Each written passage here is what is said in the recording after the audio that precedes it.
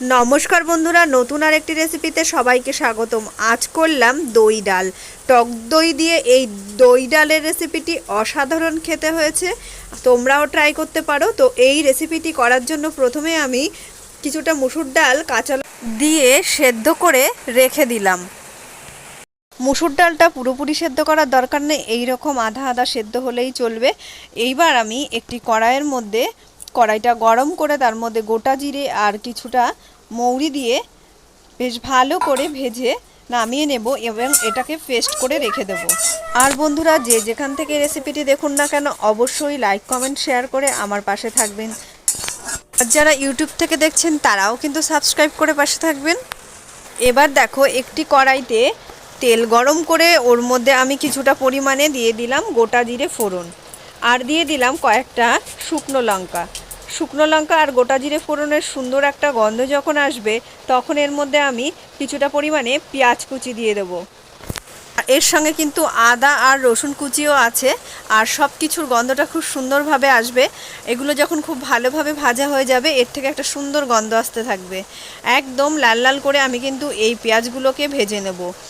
আর বন্ধুরা, এই রকমভাবে আমি কখনো ডাল রান্না করিনি, এই ফার্স্ট রান্না করলাম, ট্রাই করছিলাম কেমন লাগে, খেতে কেমন হবে। কিন্তু দেখলাম সত্যি বন্ধুরা ভীষণই ভালো লাগছে। ভাত রুটি যাই দিয়ে খান না কেন ভীষণই খেতে ভালো হয়েছে।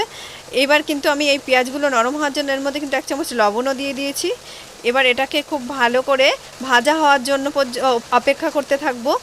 1 চামচ হলুদ অ্যাড করে দিলাম। এবার খুব সুন্দর একটা কালার আসছে দেখুন। আর এর সঙ্গে কিন্তু আমি 1 চামচ জিরে গুঁড়োও অ্যাড করে দেবো। বন্ধুরা, তোমরা অবশ্যই কমেন্ট করে জানিও তোমরা এইরকমভাবে কখনো ডাল বানিয়ে খেয়েছো কিনা। আর এইদিকে একটা বাটির মধ্যে আমি কিছুটা পরিমাণে টক দই নিয়ে নিয়েছি। এবার এই দইটাকে খুব ভালোভাবে চামচ দিয়ে এইভাবে ফেটিয়ে নেব।